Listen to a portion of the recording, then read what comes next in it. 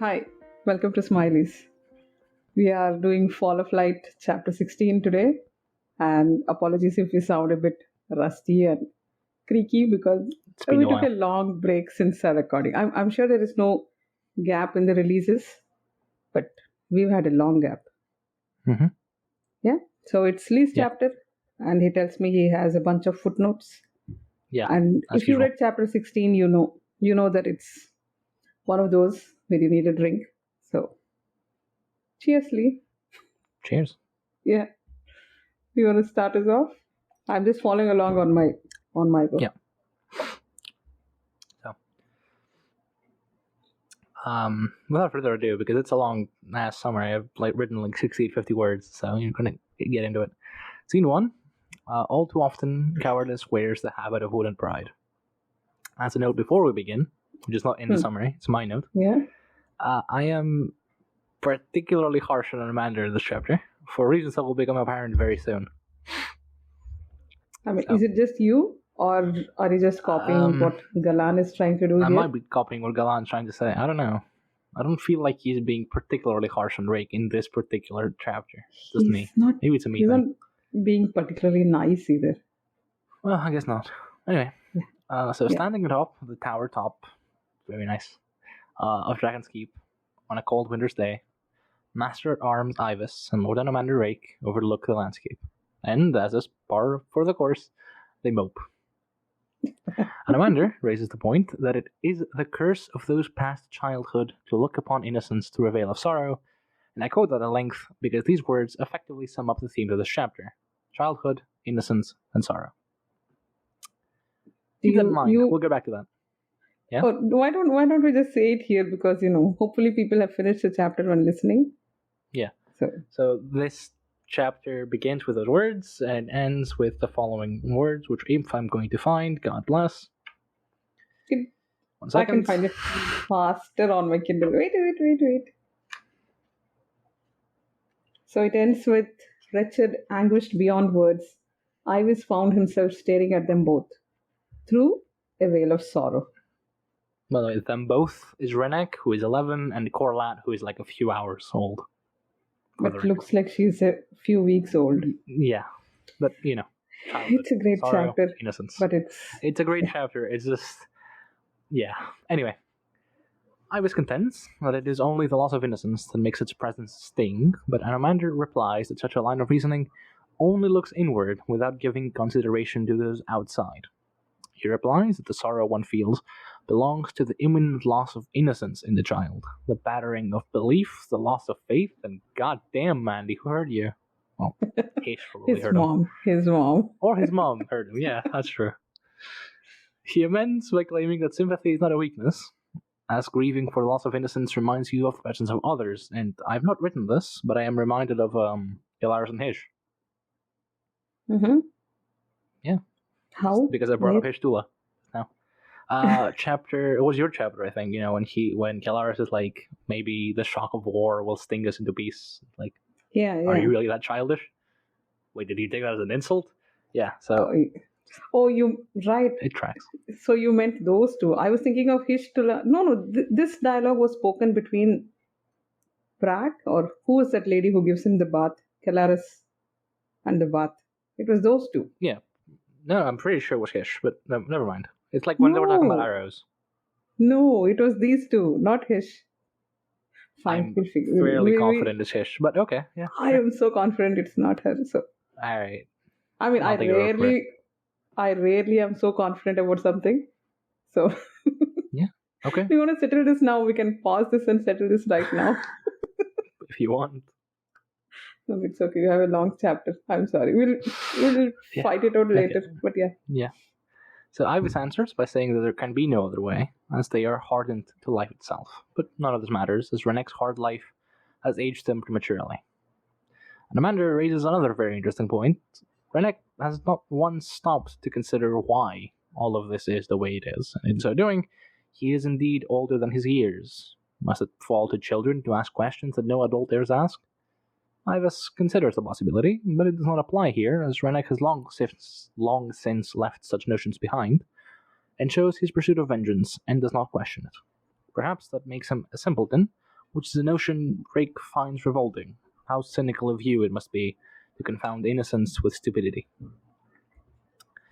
Ibis replies that civil war has made cynics of them all, and Anomander is discomfited. This hunger for change that has overtaken everyone creates a future in which every desire is appeased, and he asks Ibis if in that instant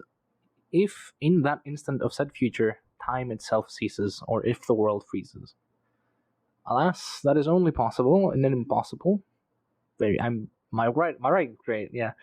impossible chained world where nostalgia keeps them imprisoned.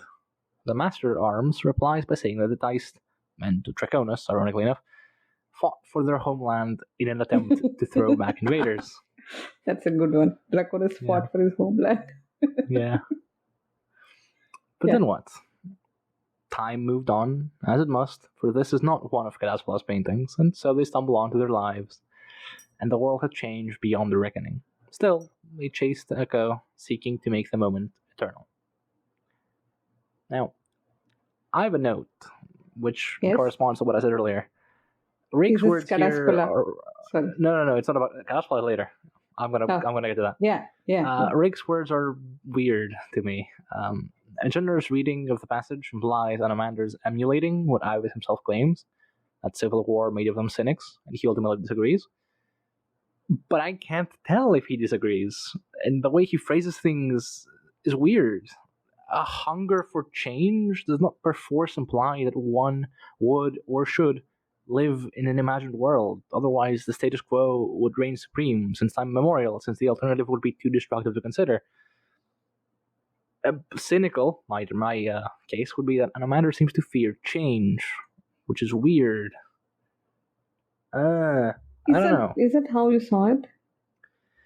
I think the way he says things, like this hunger for change, like we've seen throughout this book and the last book that Corel Galen is in desperate need for change for a variety of reasons, not least of them being that the realm's fucked.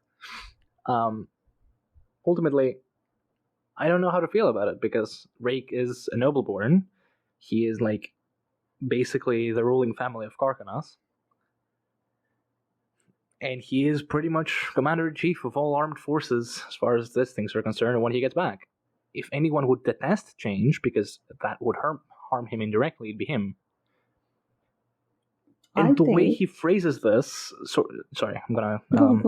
The way he phrases this is a bit weird, because he doesn't exactly share similar sentiments in Chapter 9 when he talks about rulership. But he kinda does. I don't know. I don't think Anomander is like the type of guy to forcefully yoke people onto service beyond their, I mean, he kind of does, but not be like against their will. I don't know. Okay, no, this Chapter 9 rulership thing, that was about Mother Dark, right? Yeah. He wanted her to rule, like the way he expects a ruler to rule, right? Mm-hmm. This particular thing in this chapter, what I was thinking was, it sounded like he's trying to see beyond what the Legion is trying to do. No, he's trying to say that it's not justified at all. That's all I saw in this. So, victory is not just one instant. Yeah, that's what he's trying to say. So he's looking beyond it, is what I thought. I agree, but I think in his painting it in a bad way is where I lose him, because the victory of the Legion, barring the means and the way it's transpired, would be a good thing. Yeah. Like, the original goal was recognition of their deeds and, equality, not this. So, I don't know why he phrases it, the hunger for change. That's what bugs me. But we have a long-ass chapter ahead of us, so, Yeah, let's keep it going. I think mine is a way too cynical reading of Rake anyway, because I'm jaded to Rake, sorry. Yeah. Anyway, Ibis says that he has heard that Rake rejected Cadaspalla's request to paint him, and now it's far too late. But Rake disagrees, claiming that he could now accept his offer, since Cadaspalla would give no heed to arguments beyond. Now, you may, or you may not, recall that Prazak and Dahanar spoke of this in their first appearance way back in Chapter 2, and for my money, I side with them. Rake would not be happy with one of Cadaspalla's portraits now. Alas, Cadaspalla blames Rake for Anestia's death. That's not terribly fair, to be fair. And Rake considers that perhaps... is this the first time you're like conceding something to Adamander? Yeah, probably. Yeah, I think also consider the fact that he actually did try to make amends with his brother in Forge of Darkness, and that he failed. And then he just gave up. He's still trying to do it. We'll get to that very soon. Rake considers that perhaps if he had named his sword Grief, amends could have been made. But for all that, he now stands with Wreneck. He avowed vengeance with unerring conviction, and he can't help but wonder, did he make a mistake? See? If Why only. is he so cynical? He's Because a hero who give it one more paragraph. Sorry. But no, yeah, I mean, to Rake's credit, he has the right ideas. He's just not going about them in the best way. To quote Calor, an Amanda Rake is a genius at beginning things. It's finishing them he gets trouble with. No. He's very young here. That's all I'll say. Yeah. Even as he seeks Anderist, he cannot know what words will be exchanged and what effect they may have. For all intents and purposes, the best course of action would be to head to Draconus and leave Anderist to his grief, for there are matters more important than one man's grief. Iva supplies that the same is true of another man's vengeance, and to his shock, Anamander agrees, for it is fear that drives him on to find Anderist. Fear that if he doesn't find them, their relationship will be forever tarnished. The Master-at-Arms replies that his springing to action is a sign of courage, for cowardice often wears the habit of wounded pride.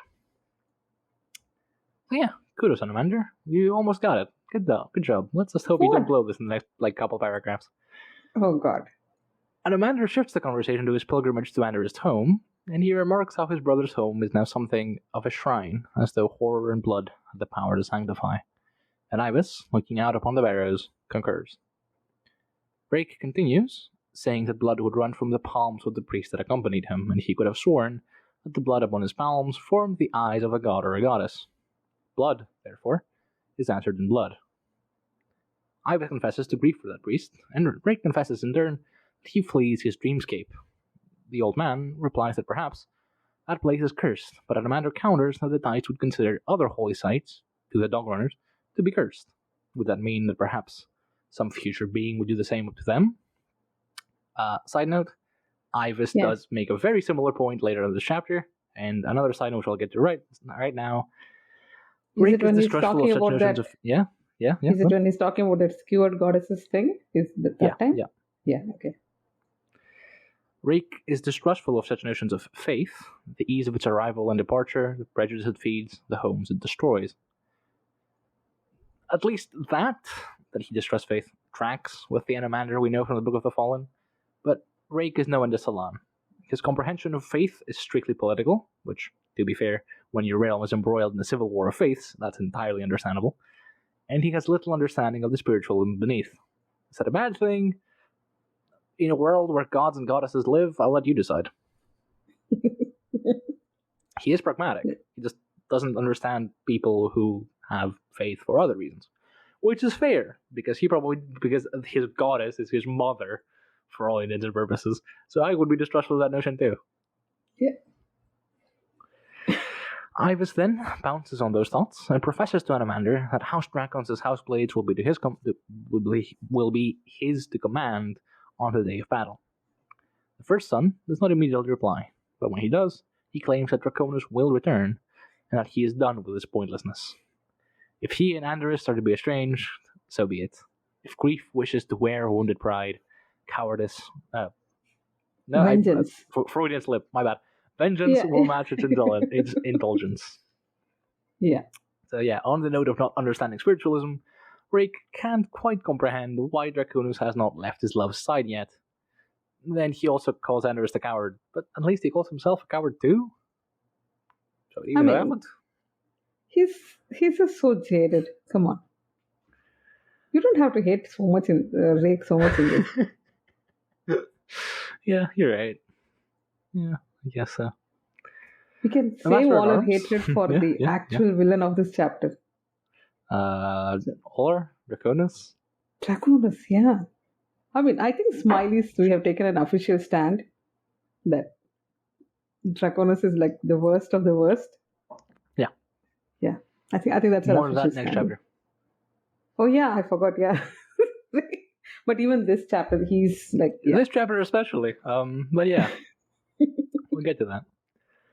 So, the Master at Arms pleads with Anomander to delay his return and to leave Draconus to his pursuits. He cannot say what keeps him within the Chamber of Night, but it has something to do with the nature of his gift to the woman he loves. Why tear that apart? More, there's the nobles to consider, though Anomander says that he will join him, they will join him on the field of battle, or learn to rue their failing. Ibis here does seem to at least be closer to comprehension of Draconus' desires, though he certainly does have ulterior motives himself. And also, Anomander's words here sound very similar to his words to Baruch about the Wizards of Pale Gardens. Exactly. Yeah. that. That's what. Yeah. To like Yeah. the pale wizards who ran away. Yeah.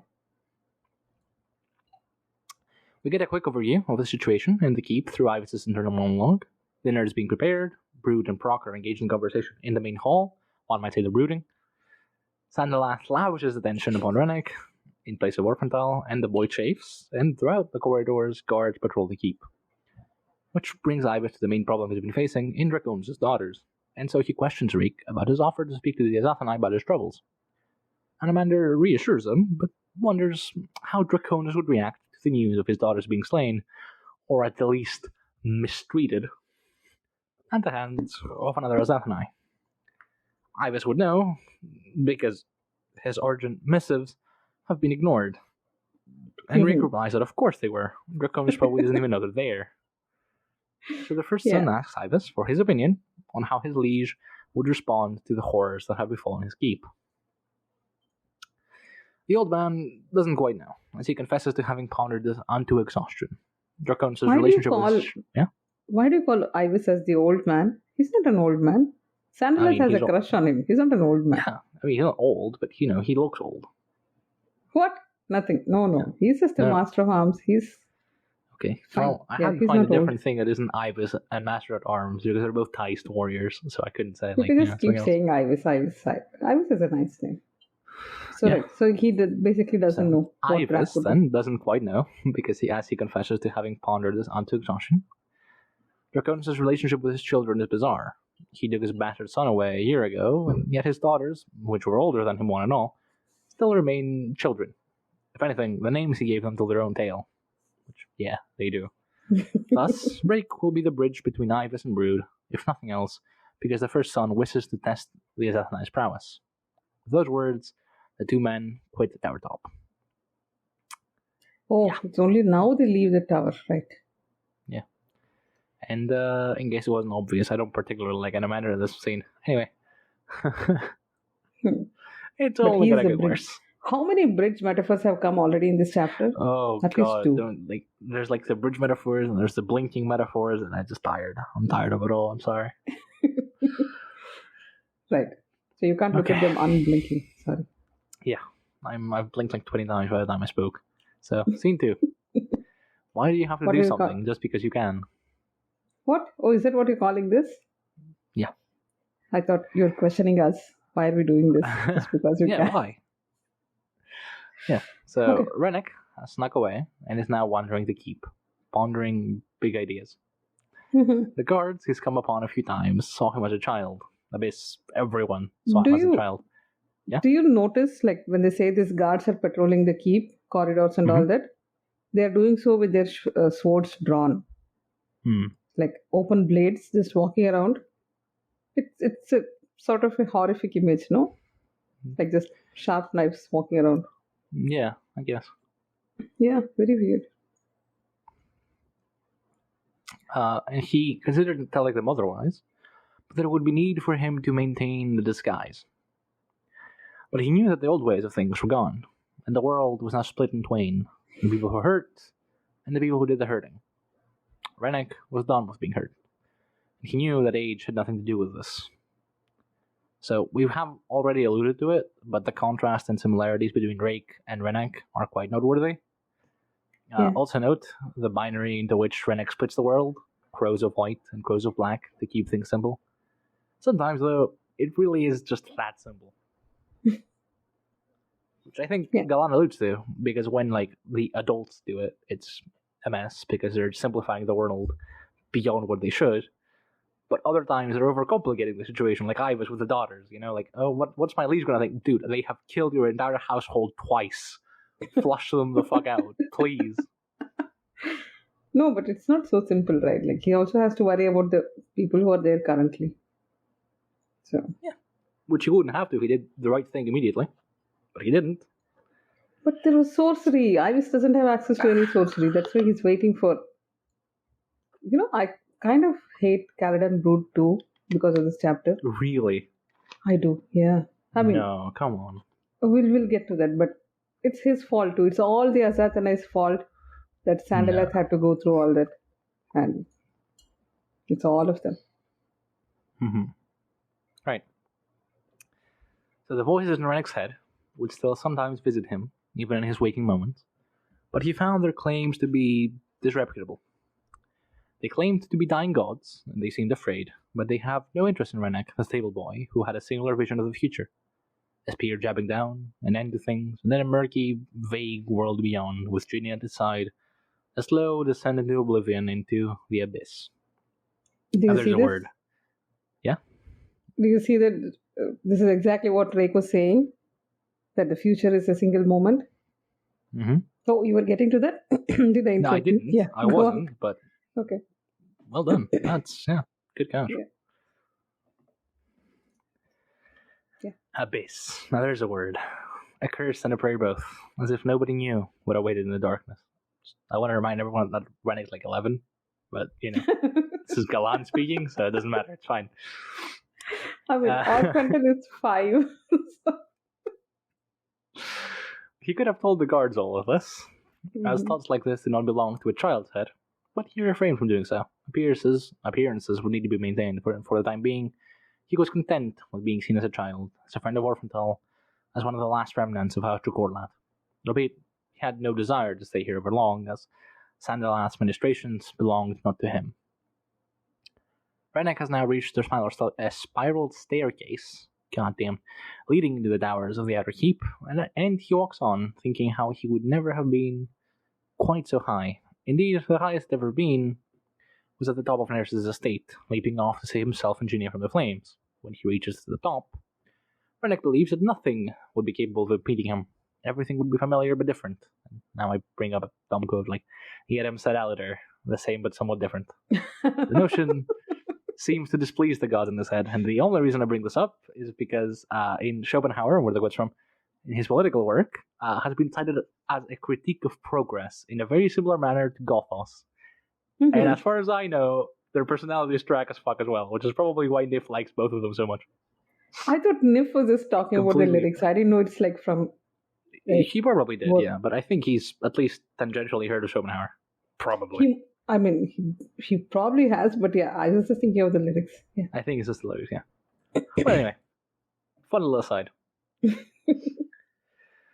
Atop the tower's landing, Wreneck comes across a locked blackwood door, dripping with condensation, with some ice having formed beneath. He steps forward, but is stopped by a girl's voice, whom he identifies as one of the daughters, Envy as we found out, and she pleads with him to send them away. The dying gods inform Wreneck of quite a few things, though he does know of the rumors surrounding Envy and Spite from the keep.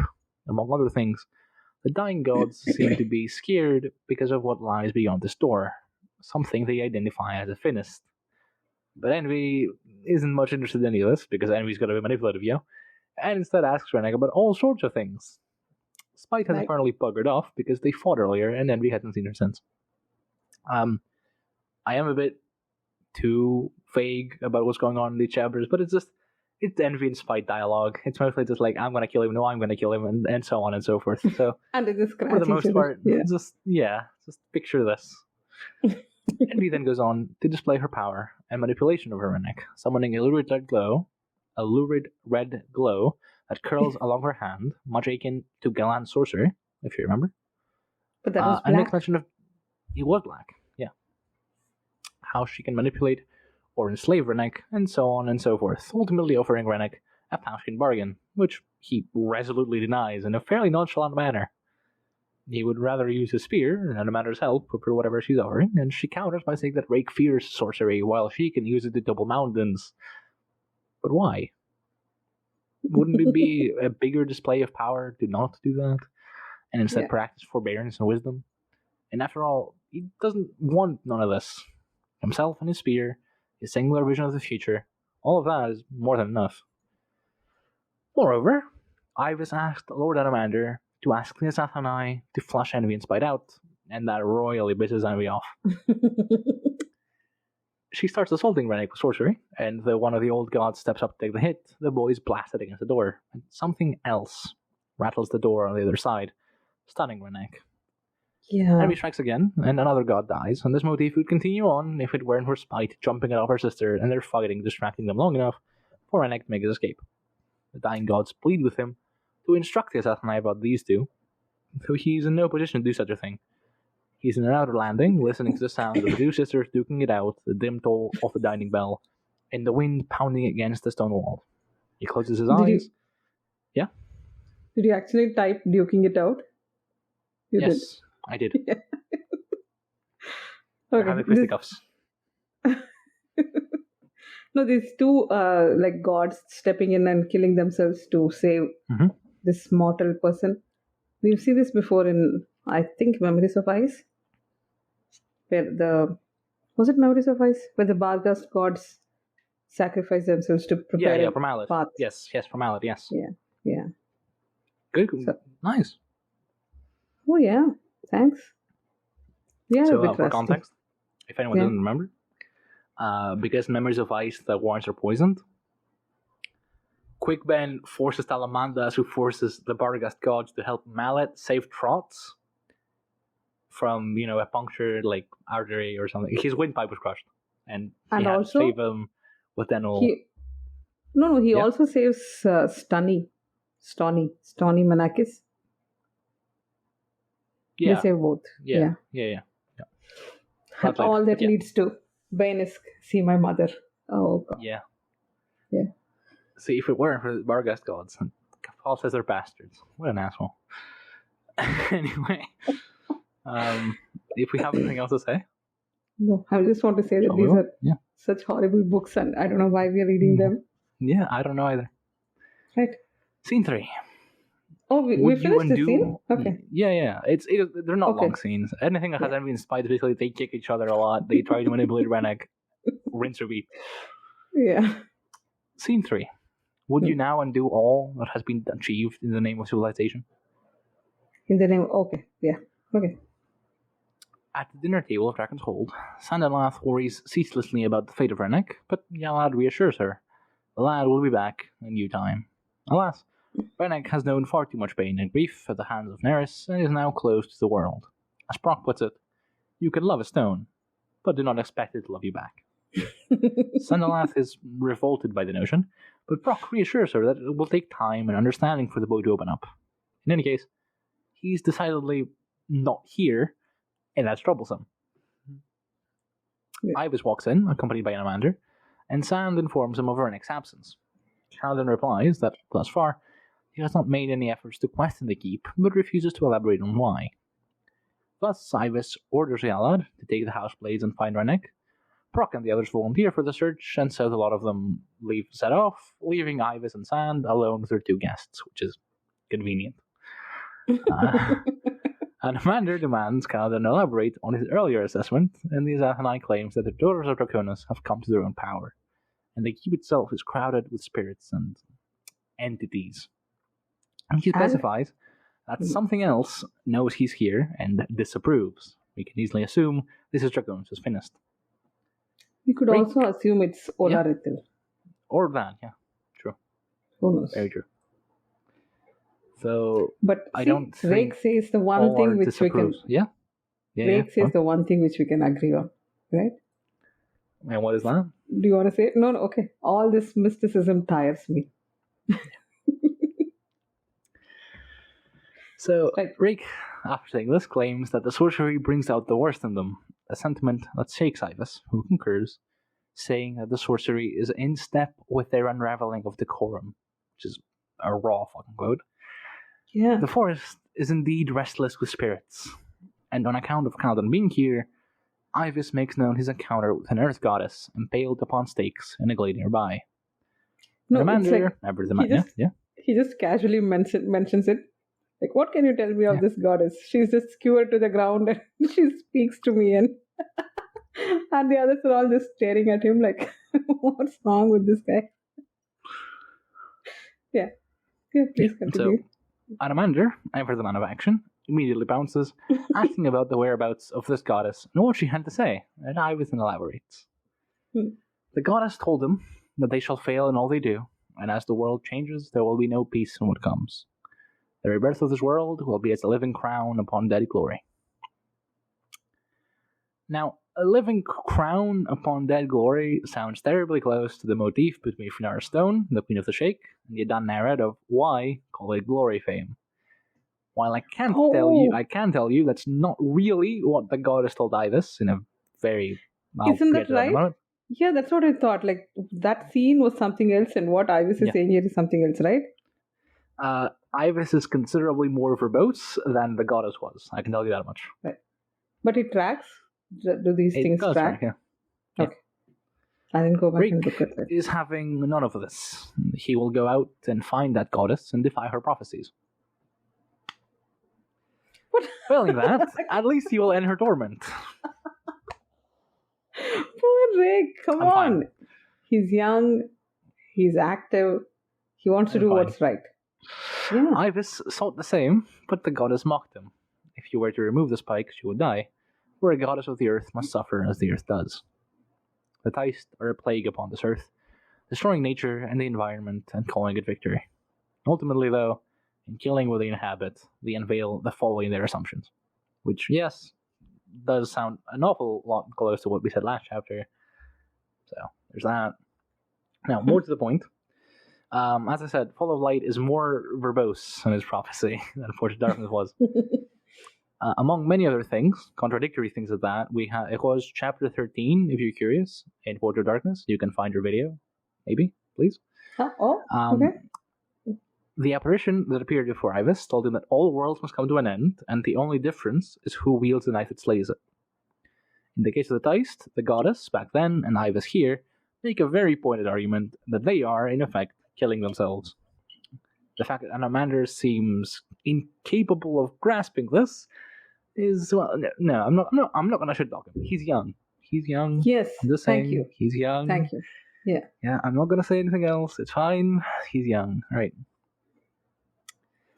Now, having taken in all of this, Anamander swings to the High Mason and asks for his advice. No, he doesn't ask for advice. He demands. He's a dick. Okay. What advice, High Mason? Fine. Or has like something about his tongue, right? Has your tongue died in your mouth? Yeah. Right. I think I should stop defending Rake. Agree with you. The Azathanai then replies that a being in pain longs to share the suffering, and that this goddess has made a spectacle. Where did you see this? I'm gonna get to that. Yeah. Okay, sorry. Yeah, that's definitely on purpose, by the way. So this goddess has made a spectacle of her anguish. She has nothing worthwhile to say to Rake. And lastly, she's not real. What the fuck? You could have led with that. But yeah. Brood is not the storyteller here, right? Yeah. He's not, no, evidently not. So yeah, as Mora said, a being in pain longs to share the suffering is pretty much the motto of the crippled god, which is 100% on purpose. Yeah. So, Ibis is not particularly happy to hear that the separation is not real, but Brood soothes him by saying that the goddess that he encountered was a manifestation of the dreaming of the sleeping goddess. Usually, such dreams are fraught, caught in momentary glimpses, but if violence attends her dreaming, well, they can manifest for longer. Most often, however, they appear as beasts, hounds, more specifically, or demonic cats. Have you seen a demonic cat anywhere in this series? In all, 25 books? I don't think so. I'm thinking, don't believe so. No. Not really, no. Unless you count, Caplo as a He's a demonic leopard. cat. But He's it's technically a feline. yeah. Yeah, Right. maybe. So that's all we know. Right. Okay. But yeah, what I wanted to get to is there is a quote from Commander Tulas Shorn in Toll the Hounds, Mm-hmm. where he says something along the lines that the hounds, of Shadow in this case, are Oh, yeah, conjurations, yeah. proof that all you think to enslave will turn on you. Now, we have virtually no evidence for that in the Book of the Fallen beyond Tulas' word, unless you take the inversion of that the Daragoth seeking to enslave humanity and making a pact with the human as evidence of this. And with Gear and Co. being channeling hostages in Tulas' keeping, he could be lying through his teeth. But what I think is going on, Brood raises an interesting point that seems to indirectly confirm what Tulas said. The apparitions and conjurations of hounds are part of Burn's dreaming, and they exist in more than one aspect: life, fire, stone, wind, death. So, while the hounds of shadow and darkness and light that we see are not manifestations of Burn's dreaming, they may be connected in the same sense of what they represent. Which is weird. I don't know if it's alluded to again, and I wanted to bring it up somewhere. I have nothing to add there. I have no idea. But, yeah. In any case, the earth in Thais lands has been wounded considerably. See the last chapter for more. And here, the sleeping goddess bleeds from numerous wounds. So, Kaladin asks Rake if he would undo all that has been achieved in the name of civilization, with a hint and a wink to Gothos. And Anomander asks if he indeed has that power, and commands Brood to reply if he would earn his respect. He's young, he's young. This, understandably, though, pisses off the Azathanai. Yeah. Lucky. I'm sorry. I shouldn't be this mean, because... I mean, it's not you who is being mean. Look at this guy. This is the way you talk to this Azathanai who has made a blood vow to you and has been following you through forests and whatever when you're looking for your brother, whom you fought with, right? And he's going and saying, is your tongue dead in your mouth? Speak the truth. A fly is currently in my camera. I'm sorry. Yeah. Sorry, what? A fly just died on my camera. I don't know if you saw it. Yeah. Oh, is there something? There is something blurry in the corner? No? Is there? I don't know. Oh shit, there might be actually. Hang on.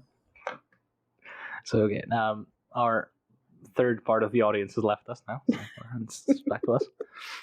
So this, understandably, pisses off the Azathanai, who indeed replies that arrogance is not charming, which I think all are said to Ral, which is, and presumption is even worse. Yeah. What kind of friendship does he seek, if respect hangs upon the balance in each and every displeasing query? Rake counters that by saying that he should quest through the keep and thus demonstrate his power, for only one among them has been free with admissions of weakness. And you know what? Fair is fair. Rake may be selling attitude upon the dude that can lift stones the size of a keep with his mind, but he isn't technically wrong here. Kaladin is admittedly recalcitrant. We privileged observers understand why. He's about to demonstrate why. And Rake has been fairly upfront with his shortcomings. Kaladin then answers that if he were to unleash his full power, he will be a lodestone to the daughters of Draconus, Wreneck's host of all gods, and whatever else dwells in this keep. Indeed, come the dawn, this whole place could be little more than a scorched ruin. Rake is unimpressed, and Kaladin finally has enough, and decides to awaken sorcery. See, Kaladin Brood is an Azathanai. He's immortal. He knows what's going to happen. He's so sure that this is going to cause a convergence here. And what does he do? He raises to the bait that Anomander has thrown him. How does this make him any better? I can't stand Kaladin Brood after this. That's all. Yeah. You have anything to say? Are you going to defend Kaladin Brood? Well, so what's funny is one of the more common complaints against Brood in the other series, the novels and the Book of the Fallen, is that he doesn't take enough action. So, damned if you do, damned if you don't, I guess. That's fair. Yeah. Maybe this is the one time he does something and then decides. I think he's realized by now. I think he realized what he said. He's an immortal. He knows what's going to happen, so he doesn't do it. Yeah. But still. But yeah. I guess we have to see or hear of Polter at some point. Yes. He has one of the saddest scenes in Toll the Hound, so I can't be mad at him for too long. Yeah. So scene 4. Calvin unleashes hell. Wreneck is now officially, well, sort of a hostage of enemy and spite, who are endlessly bickering, as is their habit, amongst the keep walls. The two sisters have realized, perhaps belatedly, that the denizens of the keep have evacuated, and instead of fleeing immediately, they instead decide, well, I don't know, they're debating what to do with Wreneck, eventually landing on if we're going to kill him. Wreneck throws envy onto spite, and then Calvin decides to show his power. You know what? I read this and I was reading this like a couple of times because usually whenever Erikson describes like a movement scene, like he was thrown to the left and then he stood to the right and all that, it matches perfectly, even though you can't follow like line by line. This one doesn't make sense. Mm-hmm. He throws her behind him and then twists to get up and then turns around. It doesn't make sense to me. Sorry. If you read that again, you'll know that what I'm saying. Right. Sorry. It's not important, No. but it just stood out to me because Erikson is so perfect with all his, like whenever he describes movement, Mm-hmm. like from big armies to something like, what is it, fight on Cruel's Belfry in Gardens of the Moon? That was a very excellent fight. Rake. Yeah. Yeah. Things like that. It matches perfectly. Like, you know exactly what's happening. He knows it in his head. He just writes it in a more obscure way. So, this one is not that. Okay. Right. You want to continue? Yeah. Sorry. So the boy, finally comprehending the warnings of the dying gods, realizes what's finally going on here and elaborates a bit further on the finest. It's breaking through its words and trying to get out. The two girls are currently shooting bricks and finally decide to evacuate this instant. And Wreneck, still dazed and disoriented, probably concussed, decides to heed the dying gods and move onwards up to a junction and into a room. And look, there's two ways to interpret what we see. Okay. One, the room Wreneck finds is a primitive operating theater. Number two, the room Wreneck finds is a sacrificial altar. Are those the only two things? It could also be just have a better one? Torture chamber. I mean, yeah, it seems a bit too tidy to be a torture chamber. You know, they're not using it for some time because Draconus is trying to keep this image because he's trying to be with Mother Dark. So at least for 200 years, he's not tortured anyone in that room. But right, yeah. What a nice guy. That's a very specific torture chamber vibes, no? There are like small, sharp instruments, blood drainage gutters. Yeah, I mean, wouldn't you have the same thing in operating theater? You would, but who is... Nominally. Yeah, you should. We have two different churches. We have Atron and Prok. No, but it doesn't look like it's being used, right? Yeah, no. So my theory on what this is this was a place for Draconus to experiment with his finest. That is to say, he probably, and I'm being generous here, probably did an experiment on others. But we find out very soon that his finest looks humanoid, which is very unlike every other finest that we see, including one we see in this book, with the acorn that Coria pulled. And it can reasonably be mistaken for the man himself. So I think what Draconus did is he literally cut himself open, pulled out his essence, and then made it into a guy. Which is, it's better than a torture chamber, but it's still pretty bad. I don't think Draconus is such a whatever guy that he'll just cut himself open to keep his finest safe. No. I don't think it's to keep his finest safe. I think it's to have it as a backup. He would have killed somebody else from this Dracon's family and stuffed his finest into them so that it's like an animated zombie body or something. Yeah. Maybe. I don't have any nice thing to say about Draconus. I'm sorry. I noticed. Anyway, that concludes the scene because, Wreneck just picks up a knife and leaves, and that's it. But, I'm so curious about this, why is this, just all of a sudden brought up and then, never mentioned again? It's, so weird. Is it a spoiler? Does it come up again? Because I really don't think it comes up again. I do not remember. Okay. I don't think there's enough of a house left to be... for there to be meant. Yeah, I don't know. Maybe. What if this was just like a horse surgery, like a veterinarian surgery or something.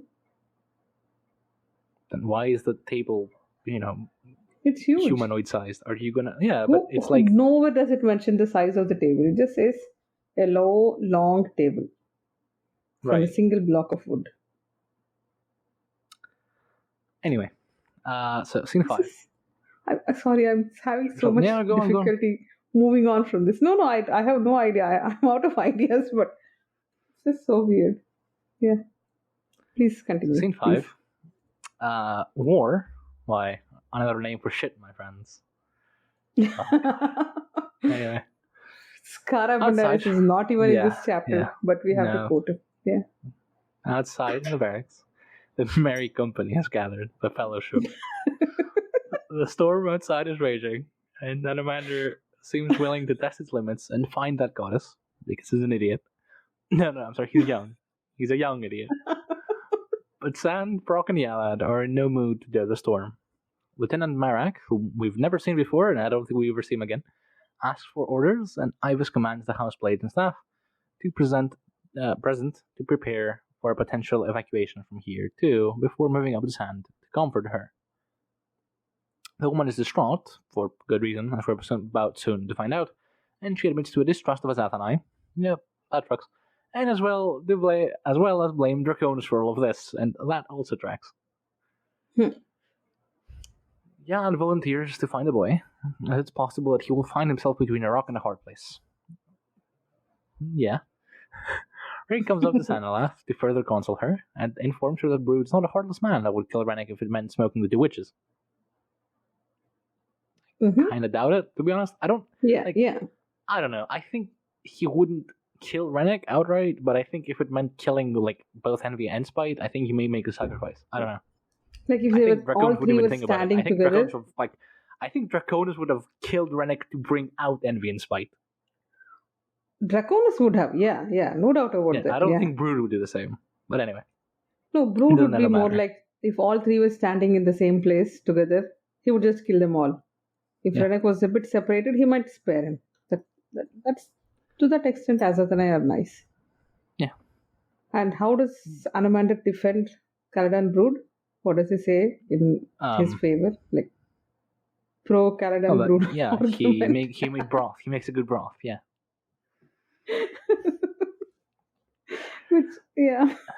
So Jan asks again, and Ibis orders him to attend to the hostage, which is all things considered the proper thing to do. Sorcery starts to shake the building, and parts of the keep have flown off, and Ibis begins relaying commands for an immediate evacuation to the summer training grounds. An entire roof has been blown off, and the wall beneath has sagged. The entire premise of such destructive sorcery royally pisses off Anomander. After all, how can we have a good old deal with fisticuffs if my opponent blows my city up before I can even match him? No fair. Yeah. Ibis replies that were Lord Ursander to bring something like this to the field, the Andy must reply in kind, but none among them are capable of wielding such sorcery. Now, the irony of Galan being seneschal of the court mages is not lost on me, and is not lost on Galan either. Ibis has no answer to this, and instead gazes upon the ruined building, ruminating upon the effects of sorcery. Rake directs his gaze onto a nearby tower, where Draconus' Finnest is, and the whole place is steaming, which means the door is now open, or at least there's a hole in the wall big enough to let condensation out. Anomander debates whether or not to charge in, but Ibis consults patience and wisdom. He can't do anything against such forces. Why throw his life away? Rake concurs, and indeed sees a new tactical angle to the sorcery, but the question remains, how does one defeat it? The Master at Arms gives the only reply he's known. We just march on, as soldiers do, and the first son recalls a quote from Captain Skara Bandaris in the Jalarkan Wars. War? Why, another name for shit, my friends. So now, keep your heads above the flood and swim for your fucking lives. Oh, that is good. That's a good voice. So much. Not my blood eye. Yeah. Was that your, yeah? Not my blood eye. It's the, not my blood eye. I made a post recently about this, about how, Skara here and Skara in Midnight Tide does not track at all. But anyway, I'm not gonna bother. Now, the 2 men then decide that they will do the exact same thing here, and head within to a keep that's currently ablaze with sorcery because my charges my responsibility or some such. Yeah. And Amanda admits to having been humbled, for once, and therefore allows Ibis his grand gesture, but he's going to have to come in if he tarries over long. Idiots. Brave idiots. Admirable idiots, but idiots. Yes, true. Yeah, anything else? No. We can keep going. We have a few shorter scenes for, So scene 6, I have named See What Neglect Gets You. There's not much to say here. Envy and Spite have a quick POV within the house where we see firsthand the consequences of Kaladin's sorcery. Envy is genuinely surprised to still be alive since she went through a solid stone wall and almost got buried in rubble herself. But is more so angered by the fact that the Azathanai seems to be ignoring her, which is the most Envy thing I've ever read, to be honest. Like, how dare you? I'm not offended by the fact that you threw me through a wall. I'm offended by the fact that you did so and then you ignored me. Me. Yeah. Like she's not even a threat. So she's going to show how much of a threat she is. Yeah. So a moment later, we see why. Kaladin has savaged Spite as well, and though Envy momentarily pushes him back, the Azathanai pushes on and the two girls flee for their lives, scurrying like rats. That's it. That's the scene. Oh, is that all? Scene 7 is also pretty small, with Ibis reaching the main hall, and though the area seems deserted, the flames in the hearth seem to be dancing about. He notices Wreneck a moment after, feeding the very same hearth with anything that would burn, seemingly entranced. Approaching, Ibis notices a face, a female face, in those flames, beckoning him on, and indeed he hears a voice speak to him. She, which, we know, I don't refer to Olar immediately, but, whenever I say she, it's Olar Ethel. She recognizes Ibis from Raken's memories and beckons him on, ever onward. The sorcery, such terrible sorcery, is inviting, but the boy has protectors, with which they are kin, which is a very interesting throwaway line. Yeah. Like, I know they're mentioned as dying gods, but though, to be fair, the Azathanai have a propensity for calling fucking everything kin, so, they could literally just be your, neighbor's dog being worshipped by someone, and they'd be like kin. Anyway. Mm-hmm. She promises that her womb can hold them all. The boy, Ibis, all the gods. Yikes. Saved from these creatures that she and Draconus have spawned. After all, did not Ibis dream of fire for the keep, encasing the girls within prison bars of flame, bury them beneath the scorched rubble? It will take them years to get out. Olar then instructs him to feed the fire, and for that gift he will be rewarded with her swallowing lips. Yeah. Ibis, and Sorcel as well, complies, thinking how Winder dies here and now. Though I do have to say, Olar might be a grotesque portrayal of motherhood, but at the very least she seems to actually care for her daughter's well-being. However awful said daughters may be, the same cannot be said of Draconus. No, ultimately, Olar, we will get to that scene, but she is, as you say, not as bad for an Azathanai, not like the worst among them all. She's done a lot of bad stuff, but she's not the worst. Yeah. The worst Draconus, obviously. We know that much. Or Skillen, because apparently he's pissed off everybody, and we still don't know why. But he didn't piss off us, so we're fine with Skillen. But yeah, what I had an idea and I forgot what I wanted to say. Damn it. No, Olar is very alien to us because she sees these people, like Ibis is thinking, oh, I'm just gonna set fire to the keep, but he doesn't for a whole host of very good reasons. And Olar thinks, well, he's not doing it because of some reason, societal reason. I'm gonna give him what he wants. Because she can't comprehend that's not really what he wants. So, save for a few select occasions in which there's very clear malice at play, I don't think she's always malicious. I think she's just superbly alien, much like Draconus and Kaladin, No, to be fair. doesn't she say something like that? I'm not a she's a cruel goddess. goddess, sometimes. She's not a cruel goddess, but only sometimes. I think she does say, I am a cruel goddess, and I will show you why. But she's not always malicious, per se. Now, she's at least not malicious pain-free. for an Azathanai who can, just do this and then an entire civilization dies, is, No, she's very sensitive to pain. She doesn't cause pain to anyone. right? From Raskan's death to the rest of whatever is going to happen now, there's no pain involved. Yeah. And actually malicious Azathanai would be someone like Erastus, who kills Karish because he knows it'll make Draconus feel bad, and then kills more dragon to sabotage Cruel's warrants. That motherfucker is just malicious. Olar isn't malicious. He's just You not a had good to person. go to Erastus, right? To just. He's like the prime thing. We know that he knows what he's doing is wrong, and he's doing it anyway. He can't help it. Okay, yeah. I mean, I'm not saying he can't help it. I'm saying he's malicious. Anyway. Yeah. So, sorry, we have to continue. There's a lot. Yeah. I've come for my son, finally. And this is where it gets rough. So, Sandalath is seemingly dissociating with the compounding trauma of everything that has occurred thus far. They fall on her. The concern she calls for son, the distinction is hardly important anymore, is overpowering all other concerns she might have. If only to drive that point further home, Prok informs her that the keep has in fact caught fire. Great. He seeks to reassure her. There's other exits from the keep, and they must keep away from the smoke, and moreover, Ivis will find Wreneck. Sand isn't really listening much to intent on that word, fire, to hear much of anything else. She looks to undermined for protection. So, side note, one of the more common observations, so to speak, that other characters, and I think we had similar observations about Sandalath, is that she's very childish, very childlike. Mm-hmm. Here, we kind of see why. She's regressing into a childlike state to go with trauma. And it's very sad. Yeah. I don't want... It's so fucked. Yeah. I think there's just no better way to say it. So, she looks to the Anomander for protection, but he and Prok must leave, for Vent has been injured, and she now finds herself alone, with Anomander leading the Houseblades away. Unaware of her precarious situation, Sandalath walks through the compound, out into the cold wind, through the keep, and into the servant's door. Yeah. To add to her trauma about Draconus, the city, from the Book of the Fallen, here's some more trauma. Yay. Yeah. So Sand means well. You can see she means well, but just like Wreneck, Sand has been a victim of abuse and neglect for too long. Now it's piling on. Thinking back to her time with Galdan, and how she would sneak through the servant's door to be unheard by her mother.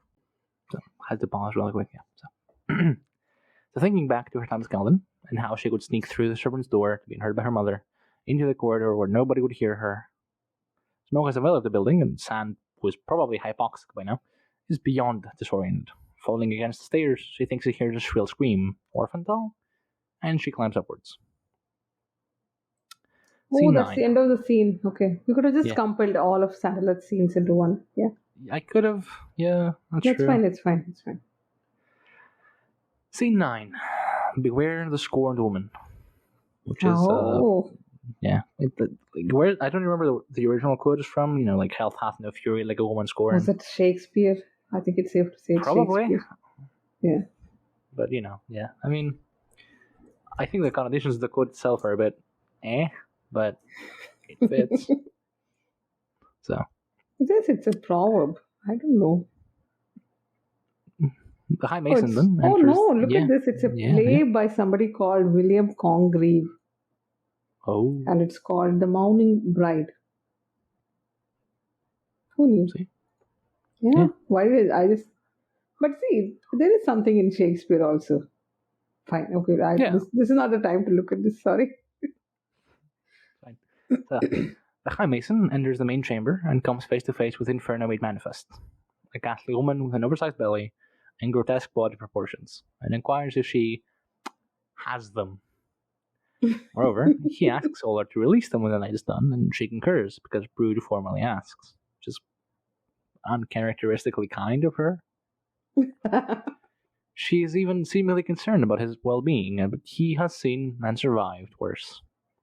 He plans to kill the daughters of Draconus and asks how she would feel if he did. Her response is languid. Draconus can hate Brood more than he already does. Why exactly? We don't know. And her presence here underlines her attitude towards her daughters. These fires, however, have nothing to do with spite and envy, but they're rather Olar's vengeance for Draconus dumping her in favor of Mother Dark.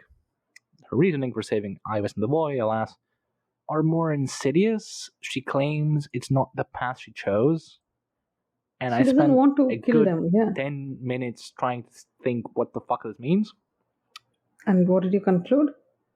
Nothing. I have no idea.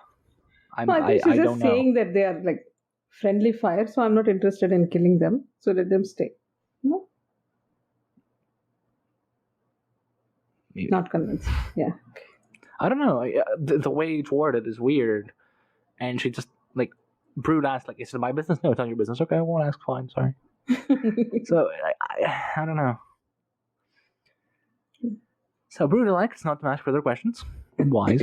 And Olar admits to making use of weak mind, which is, probably sounded laugh. This is, in any case, it's between her and Draconus, for his servants, i.e. the Border Swords, betrayed her and rejected her gift of kindness under Raskan. See what I mean about, like, just completely weird morality?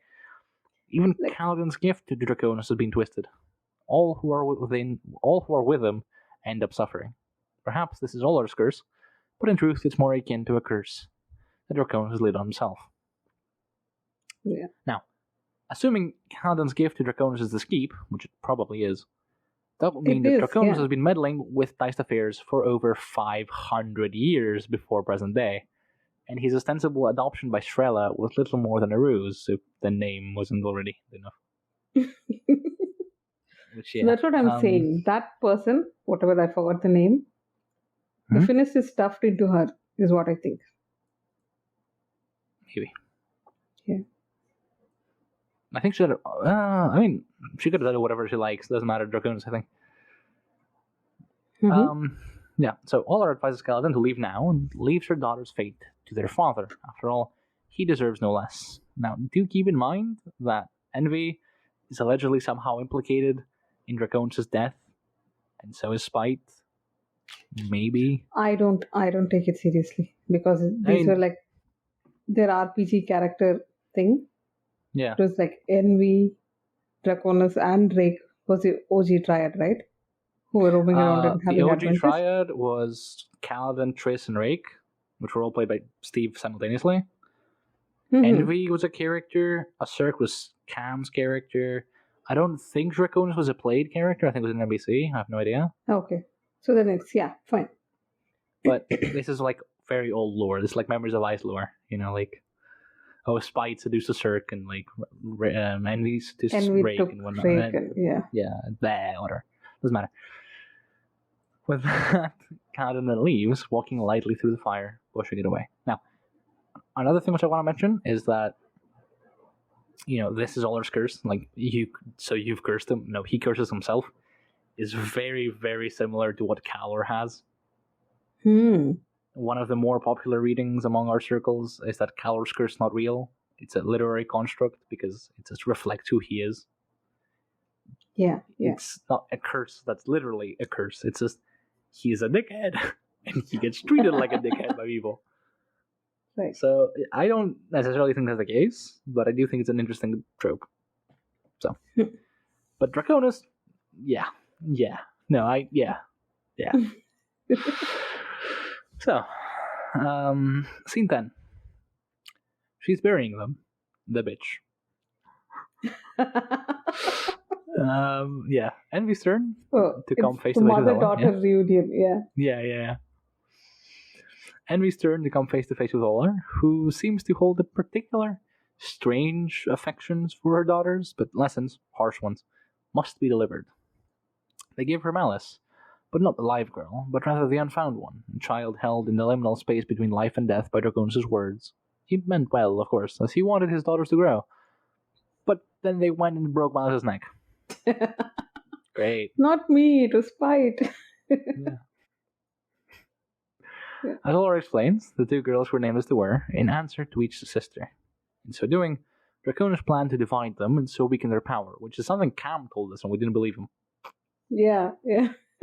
No, Cam sort of pointed out. He didn't outright tell us. He said, just imagine what if they were both together, as a team. So, but then Malice, the triplet, came along, and what other name could accompany the poor girl? Now, enough games. Olar has Envy's sister, if only to protect the rest of the keep from Kaladin's magic, because the lives of those present are worth more than the lives of Envy and Spite, and damn, that's harsh. That's harsh. Yeah. The only reason he's sparing the two is because they're of her blood, else she would have let the Finnest have them. Alas, the Finnest, with its mind poisoned by envy and spite's magic, will find her instead, which is terribly unfortunate. Oh well, in any case, the girls will have plenty of time to think things through in their most displeasing doom. Here, I'm going to help myself to the rest of my drink. She's burying his mother, you bitch. Right? Oh, I'm going to tell and you now is the scene. This is the scene. that I've named the scene. Yeah, I got nothing, because I really got nothing. I have no idea how to describe this scene. I'm going to drink a little more. Please do. Let's do this. So, drawn upwards by the smoke and fire, Sandalath finally has a lucid moment where she recognizes her whereabouts, the tower from which she and the house staff witnessed the battle against the border swords. Yeah. And moreover, she remembers the door. Lucidity does not last long, alas, since Olar is now interfering out of hypoxia, and she continues stumbling upwards. In a bizarre mix of self-recrimination and self-exhortation, Sandalath recalls all the different things Nerys would say about her and Galvin. She had to take care of everything, including the child she, that is, Nerys, never wanted. She told Sand that she could never be a mother. Indeed, all children, including the ones she brought into the world, are hostages to be sent away until the face fades from the mind. That was to be Sandalath's fate. Now, Nerys Recordlat is arguably the worst parent figure in Draconus, which is a series which has Bathover, Sander, Draconus, and Anamander fucking Rake. Anamander has no children in this series. Can you stop piling so much shit on him? Is the worst dad in the Book of the Fallen, and I am going to die on this hill. That is fine. We are talking about Karkanas here. There are no children here. Okay, even so. Yeah. It's a tie between Usander and Draconus, but the tie has been broken by this lady, the Corlat lady. Yeah. Oh, Jesus Christ. At least, Usander has one child that says, I get why you're doing what you're doing. No, but do you remember in Forge of Darkness, I was sort of defending Nerys because at that point in the story, it sort of made sense that this is the way she behaved. But it does make sense in that cruel, cold, pragmatic way. If you absolve everyone of humanity and just treat everyone like pieces on a chessboard, no. That's not what I did. It was like she's a victim of that system. That system expects her to behave this way, right? She is. Yeah. But still. It doesn't excuse the fact that she's also a terrible person. She is, yeah. Which is something I've said a lot about Nyrad, but we're going to get to that next chapter. I'm going to refrain. Anyway. The water from the condensation, that which hasn't steamed away, that is, has turned black as night. This is the third time you've said condensation in this chapter. Yeah, that is what it is. It is, yeah, true. But still. Has turned black as night, which, through stream of consciousness, reminds Sand of the waters of the Dorsan Rail. She's coming for Orphantel now. Nothing to fear anymore, and she has a flashback to when she burnt the stables down. See? This is when we find out. Yeah. Yeah, this is when we find out. The events described are Chapter 3 of FOD, if anyone's curious. No, it comes up repeatedly that about the stables burning and how Orphantel is suffering. They don't have food and all. It's her. She did it. Yeah. Not Orphantel suffering, Wreneck suffering, yeah. Wreneck's heart wept for the horses, and he bore scars and burns from trying to save them. Genia tried to restrain the boy so he wouldn't charge into the burning stables, and Orphantel simply looked on, possibly incomprehending, albeit since we're privy to Orphantel's POV in Forge of Darkness, we know he wasn't. Nerys, of course, blames Wreneck for the stables burning down, but as Sandalath claims, the screams are just in Orphantel's head, because of course. Let's go on. Either due to all her sorcery or her own combating trauma, Sandalath has lost all measure of touch with reality. The aforementioned Blackwood door opens easily, and within awaits Lord Draconus, or, as Sandalath quickly realizes, not quite. And because Olar is behind all of this, well, see for yourself. The room itself looks as though a being has been clawing at it for years. The finish of Draconus picks Sandalath up, spends her in the air, and a weird sense of swelling ensues, and in her internal thoughts she thinks back to what she had to tell Galden after their dalliance with Orphantel. That produced Orphantel, not, you know what I mean. This is so sick to read. Yeah. Yeah. The offspring born of... should we add a trigger warning? I feel like we should have added a trigger warning. We'll just add it in post. I mean, if you've read this chapter and you're coming here listening to this, what do you expect? Yeah. Fair. The offspring born of this are one and all stillborn, much to Draconus' ostensible dismay. With it stillborn, the Finnish throws it away, snarling in frustration. The scene plays over, time and again, until eventually, miraculously, a child is born of whatever this is. No, I don't want to. I don't even want to think about this. It's so. Yeah.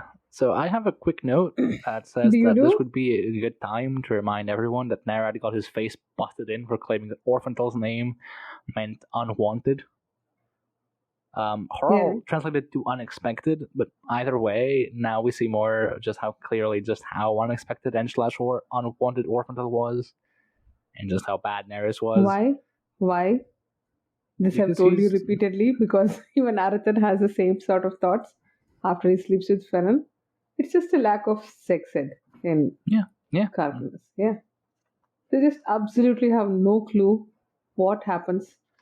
Like some basic biology classes. That's all they need. Which is weird because for the umpteenth time, they practice sacred prostitution. If any culture should have every fucking right to understand how sex works, it should be these guys, but they don't. I mean, forget the prostitution part of it. Just focus only on Rake. This guy has slept with everyone and everything in this realm, and still nobody has learnt anything. And between Spinnock and Rake, every woman in Coral Galen should know. Every man and woman. Don't tell me just woman.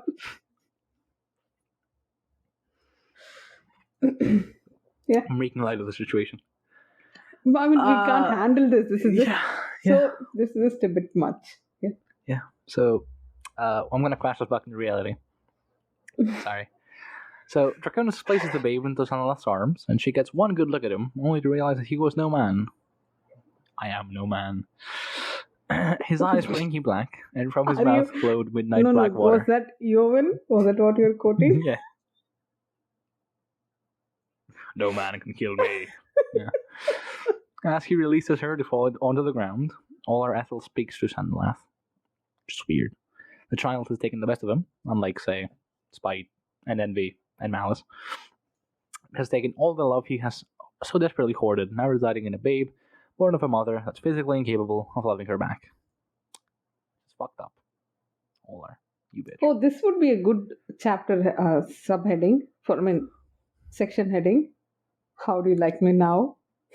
Yeah. True, but... It's a bit gangster, isn't it, for Olar Ethel to say? That's fair. Yeah. So tell this to Mother Dark. She's neither the first nor the last. Olar has wounded him, and she wonders if Mother Dark would be content with what's left of him. As Kadan says earlier, she then places a curse on him. May you kiss the same cold lips, may you yearn for what you can never have. Which, as I mentioned earlier, sounds an awful lot like the Azathanai curse in Calor, and it's a verbatim quotation of Calor the Spinnock and Call the Hounds. And for my money, Calor said it better. Which quote exactly?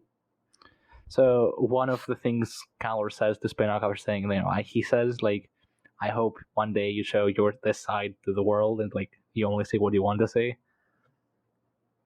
May your soul ride in the heart of a star. May you yearn for what you can never have for all infernal eternity. Which is fucking metal. It is, yeah. Oh. How Calor. I mean, how can people villainize Calor for stabbing one useless whiskey jack and glorify Draconus after he's done all this? It's unbelievable. So she then places a curse on him because his soldiers hurted her. Now, all of Draconus' games return to him. She dares him to return to the Spinist and see what he has done. So the fact that the names of each of Draconus' children, save presumably for Corlath, mean something and give something unto others as inherited by their parents, means that the traits of spite, envy, and malice all came from Olar Ethel. I think that's partly an unintended self-burn, and also recognition from Draconus that those traits are present in Olar, because he forgot the age-old adage: "Don't stick your your He stuck his pecker where he shouldn't have." I mean, we discussed this, but it still threw me that you brought it up. Yeah. You know what? So, Just yeah. only after you mentioned it, I realized that Corlett is Drax's daughter. Right? Can you it doesn't. It's so hard to believe. It's so hard to digest. Yeah. Draconus has left, and Sandala does not recall him leaving, and the babe on sand chests is suckling eagerly. She staggers away, coming to realize the scale of the destruction, and thinks how the baby will get what she needs, but nothing more. It's also growing preternaturally fast, as we learn soon. It's about 4 weeks old, a few minutes after birth. So, I don't know if this is the best point to bring it up, but I'm not one to ask, but how do we view Sandalath's abilities, I suppose, or status as a mother? She's not bad, but I'm asking you. No, it's how can she be a good mother to anyone? Look at the kind of mother she has grown up with. I mean, Orphantel is not bad. He's a pretty good, well-rounded guy. She didn't mess it up, so I think it's fair to say she's just too much of a victim to be a mother to anyone. Yeah, that's fair. No, because there are a few quotes, because again, it can be explained by her trauma, right? Because there's a quote from Sandalath where she goes, "Orphantel was not your son to make new with, he was mine," which is a weird way to view children, but when you're this fucked up, I mean, it didn't. It makes perfect sense to something she would say. And she's also, basically on top of the compounding trauma, she's also cursed by Azathanai. I do not love this child. So Corlett had I don't know, man. Poor Corlett. Poor everyone in this story, except for Draconus. Poor everyone, except Draconus and Olarithan and Caladan Brood and fuck all the Azathanai. Yeah. And now it makes sense that she loved Whiskey Jack so quickly, so easily, because she has all the goodness of both of them, right? She was born with that. And so sad. Corlett. Do you know what? I was thinking that, I mean, she's a child here. It's a little child. And Wreneck is Orphantel has a sister and he's so happy. But what do you think Wreneck and Corlett's relationship would have been as she grew up? Because she's just growing up so quickly. Yeah, it would be weird. But it would be weird, but it would track, it would make sense, I think. I think Wreneck would continue to view her like little sister. Just weird. He seems like the kind of child that would view a child that outgrown him so quickly. She's still my little sis, Maybe. Yeah. That would make sense, true. Okay. So do you have the last scene or last? Yeah. Nice. Scene 12. Pride will undo us all, I fear. Feeling lost and bereft, Ivis huddles beside the campfire. Yalad had told him that he had walked out of the flames carrying Wreneck, but miraculously both he and the boy were unscorched, with their clothes unsinged. Alas, Lady Sandalath is missing, and Yalad is beside himself with grief and worry. She was his responsibility, if nothing else. The storm had passed, but the keep is a ruin. The staff house dragons as well as the houseblades are now homeless. Whose fault is this? Draconus, obviously. And Rake, who went in unnecessarily challenged Caladan Brood. Yeah. So it's also Caladan Brood's fault and Olarithal's fault. Yeah. It's everyone's fault, ultimately. Except the victims. He thinks about his guests, Salamander and the Azathanai, and wonders how is he to take this. Rake challenged Brood on a matter of respect. The cost of that, why, a hostage's life, an entire keep ruined, and 2 daughters. What happened to the 2 daughters? I don't think they know what happened to those 2 daughters. I think they lost. She assumes. Them. They think that they're both dead, right? Yeah. Pride will undo them all, Ivis fears. If he cared to, he could look upon the 2 men. It was said that the High Mason had looked upon the lintel stone he himself created with his secret words and mutter of a bitter truth in such a hopeful sentiment. What was that? What was that secret? The There will words be peace? themselves, or there will be peace. What Brood says? Is that what he says? Maybe. Probably. I mean, Galan can read it. Come on. Of course, Galan can read Azathanai's script. Yeah. Of course. But there's also, he talks about Lord Alamander and Caladan Brood, and it says that they're guests who came bearing unbearable gifts. Right? Yep. Oh, so sad. Yeah. Now, if he would look to the other side, he would see young Wreneck, the boy who had passed out and only awoke to the world proper at the sound of the terrified horses and attempted to run into the flaming keep to rescue them. The fact that they were being escorted out of the hold as they spoke, notwithstanding. He even remarks how this winter has seen its fair share of madness. A moment later, shouts of alarm, wonder, and amazement echo throughout before silence descends, and Ivas looks up to see a procession, led by Alad, halt in the middle of the field. Beyond them was Lady Sandalath, with what seems like a crimson skirt, but what Ivas soon comprehends is blood, cradling a small shape against her bare chest. The crowd moves away from her, and as she angles towards Ivas, only one man steps into her path, Surgeon Prok. He must attend to her and her baby. Prok estimates her age to be about 4 to 5 weeks, which by all means should be possible. But Sandalath isn't even speaking to him. Instead, she repeats that the baby's a girl, her girl, the one that lived. Her name is Colonat. She is filled with love, but not hers. Those words make even Prok lose his composure, and me along with him. And he crumbles away. Nobody moved, nobody spoke, but one short figure walks up to Sandalath, takes the babe from her, and covers her with his blanket. Ivas looks upon Wreneck, wretched, anguished beyond words, staring at them both through a veil of sorrow. Oh god, this was a horrible, horrible, stupid chapter. I don't know why we read it and why we had to discuss it. I don't know either. I'm so glad it's done. Should we just wind up before I start crying? Yeah. I have nothing to add. Sorry. Yeah. I did make a note about, this how the chapter started, and the cycling motif and the juxtaposition between the two different situations in which the quote is found, in conjunction with in conjunction with the lintel stone, it's the booze, I'm sorry, Dracon's Keep, there will be peace, collapsing, signals the end game for Fall of Light. For the next two subbooks, things are kicking into high gear. There's no more 5-page scenes of Kelaris getting bathed. Thank God. So sad. It's very sad. This is one of those chapters.